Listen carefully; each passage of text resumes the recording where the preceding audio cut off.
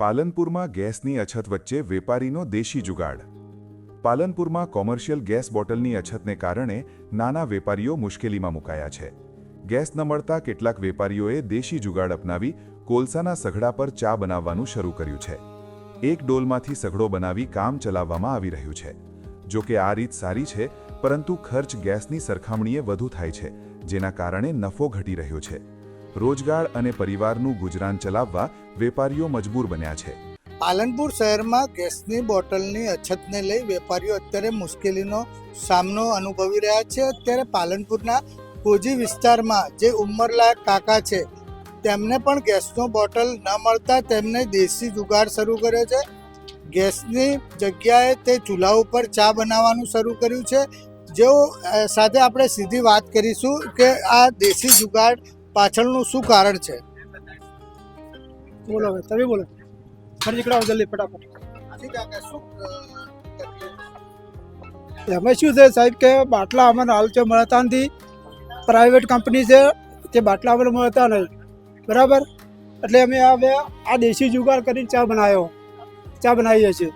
જો બાટલા મળે તો અમારે દિવસનો 60 રૂપિયાનો ગેસ મળે, અને હાલ કોલસાથી અમારે એમ કે દિવસના 150 રૂપિયાના કોલસા મળે.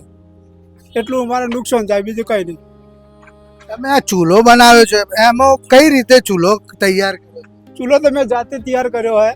એક ડોલ લાવ્યો ને કોણું પાણી વચ્ચે હરિયા નાખ્યા. હરિયા નાખીને સિમેન્ટ ભરી દીધો, એટલે પછી સગડી ચાલુ થઈ ગઈ. અત્યારે આ વાપરવાથી તમને કેટલો ફાયદો?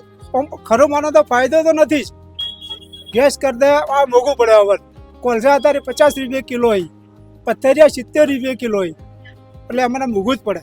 સરકાર તો એવું કહે છે કે લોકોને જેટલા જોઈએ એટલા બાટલા મળે છે, કોમર્શિયલ પણ જોઈએ એ પ્રમાણે મળે છે. શું કહો છો? પછી તો ઘરનો બાટલો તો ધંધા ઉપર વપરાય ના. આમાં તો રિલાયન્સ કંપની છે, એટલે રિલાયન્સ તો આવતા જ નહીં હોય. રિલાયન્સ આવે તો પછી અમારા કરવાનું ડખો જ નહીં રહે. અત્યારે શું મુશ્કેલીઓ શું? મુશ્કેલીઓ તો ખરું માનો તો ઘણી જ છે. અમે ઘરવાળાના મુશ્કેલીઓ તો છે જ અમારે. એક મહિનામાં એક બાટલો આવે એટલે મુશ્કેલ તો ખરી કે. શું માગણી શું છે? માગણી શું છે? માગણી તો હવે બાટલા આવે તો સારું. બધોની રોજગારી હેડે, મારા એકલાની નહીં, પણ બધોની રોજગારી હેડે. સમજ્યા કે?